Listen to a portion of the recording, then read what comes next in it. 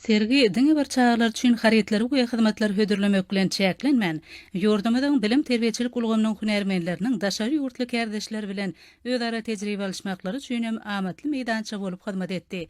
Sergi onuň bilen utgaşykly geçirilen köp sanly gadakly çäreler çağlarda hem-de olaň enatalaryna ýatdan çykmajak täsirler galyrdy. Çağlaryň abadan durmuşyny üpçün etmekde Gurbanyňly Berdimuhammedow adyna howunarlyga mätä çağlara himayet bermek boýunça haýır-sahabat gadnasyna da aýratyn orun eşliler. Sergide gaznanyň milli we halkara derejede alyp barýan insan-perwer işleriniň beýan edilmegi ýygnananlarda uly täsir galyrdy.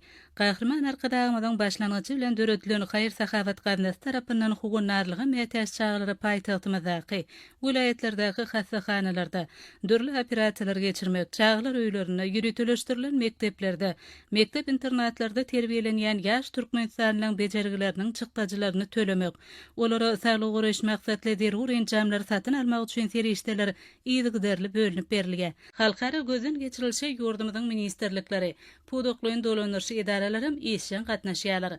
Ýaş netlen kadala diň jalmak hem işe üns merkezinde saklanylýan ordur. Şunuň bilen baglykda ýurdumyzyň çağlar diň jalşy we sagaldyş merkezleriniň sergi diýwarlygyna tomuzka diň jalşy mewsümünden şadiýan pursatlar şöhrelendirilipdir.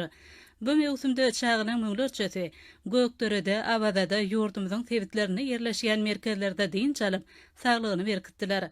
Munyň özi olaň okuw ýylyna täze güýç, uly ruhanyetlik bilen başlamaklaryny şertlendirýär. Iri halkara gözden geçirilşe gatnaşan Birleşen Milletler Ugamasynyň çağlar gaznasynyň wekilhanasy ýurdumyz bilen hyzmatdaşlykda durmuşa geçirilýän taslamalar barada giňişleýän maglumat berdi. Sergi ýarmarkasynyň ahyrynda oň gatnaşyjylara diplomlardyr, hormat gatlary dawarary ýagdaýda gowşurly.